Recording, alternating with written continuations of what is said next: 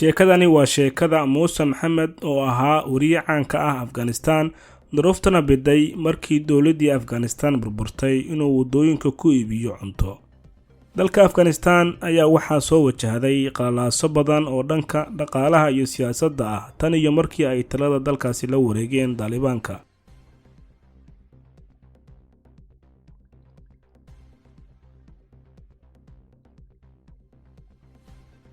qoraal uu dhawaan bartiisa Twitterka uu soo dhigay Kabiir Xaqmal oo horey ula soo shaqeeyay xukuumadda Xamiid Karzai ayaa muujinaysa sida xirfadlayaasha xirfadda leh ee u dhashay Afghanistan loo dayacay.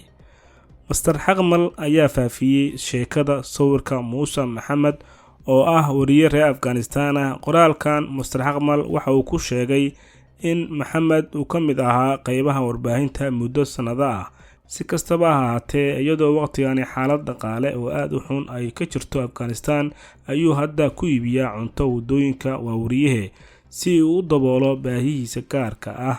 Muuse Maxamed waxa uu sanado badan ka soo shaqeeyay TV kala duwan oo ka howlgala gudaha iyo dibadda Afghanistan, mana haysto waqtigani dakhli uu ku qoodiyo qoyskiisa. duruufta iyo waqtiguna wuxuu biday inuu cunto ku iibiyo wadooyinka si uu xoogaa lacag u helo. Afghanistan waxaa soo food saartay faqri aan hore loo arag kadib burburkii Jamhuuriyadda, ayuu yiri Mr. Xaqmal. sheekada wariyaha waxa ay ku faaftay baraha internetka. sheekadiisa xanuunka badan waxa ay soo jiidatay dareenka Ahmadullah Wasiq, agaasimaha guud ee raadiyaha iyo telefishinka Afghanistan.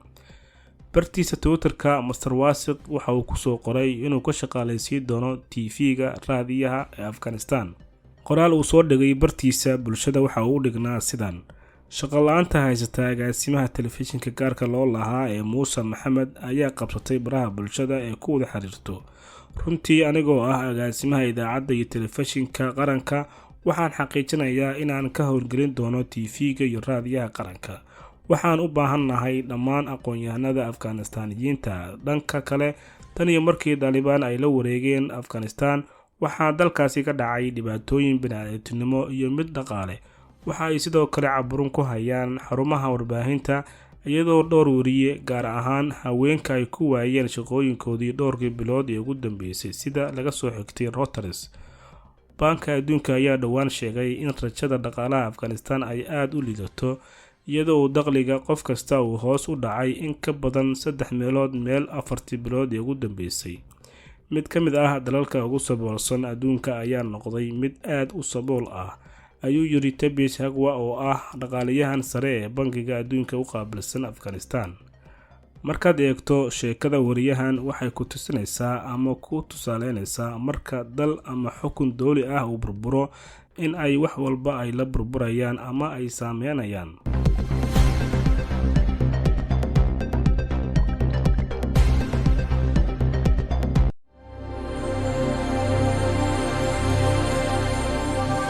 NTN TV.